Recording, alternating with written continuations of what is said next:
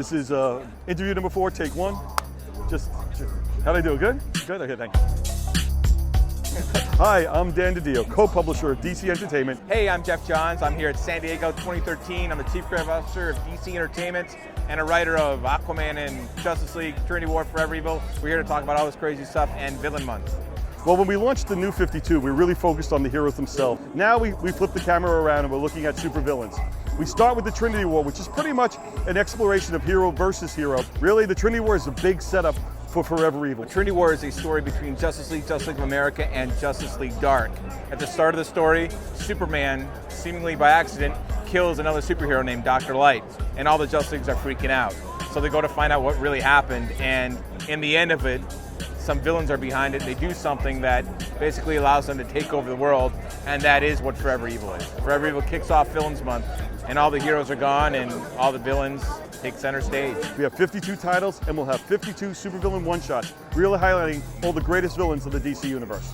You know, there's a lot of characters you should be watching very closely during Trinity War. Superman, Wonder Woman, Batman, of course, that Trinity, Pandora. I don't want to spoil it, but some of a couple of them are going to be very important in this war, as well as Shazam. There are a lot of great reveals that are going to take place during the Trinity War. And there's a lot of great story that's going to happen in the 2 months that it's happening. But for me, the biggest moment, my favorite moment, the most exciting moment of Trinity War is the final page. Is the last page. The final page of the final issue, because that sets up everything that happens in Villains Month and Forever Evil. I think that what convinced me we should do this as a first big crossover was the excitement Geoff Johns felt about the book.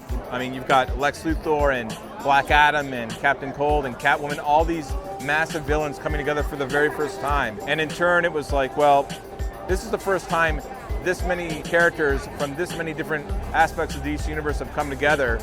This was really the first event of the DC Universe, even though it was all about the villains coming together instead of the heroes. One of the reasons why we decided to have the villains take over the books literally is because this is all about them. The heroes barely appear in any of the 52 titles. It's all about the supervillains. The villains are taking over everywhere. In story, out story, the comic books, they're in my store, they're robbing the place, they're everywhere. Okay, this question came in from the fans, and it says, will we see a reshuffling of the leagues like Frankenstein on JLA?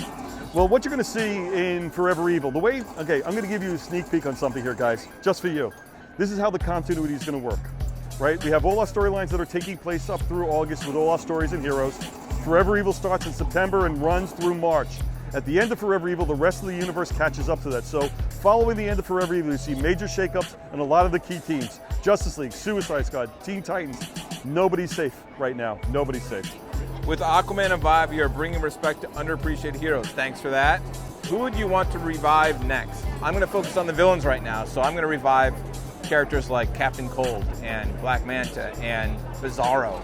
And so right now, it's going to be all about the villains. Then I'll get back to the heroes. Thanks for joining us here, and don't forget to come back to DCComics.com for more Con Away from Con information.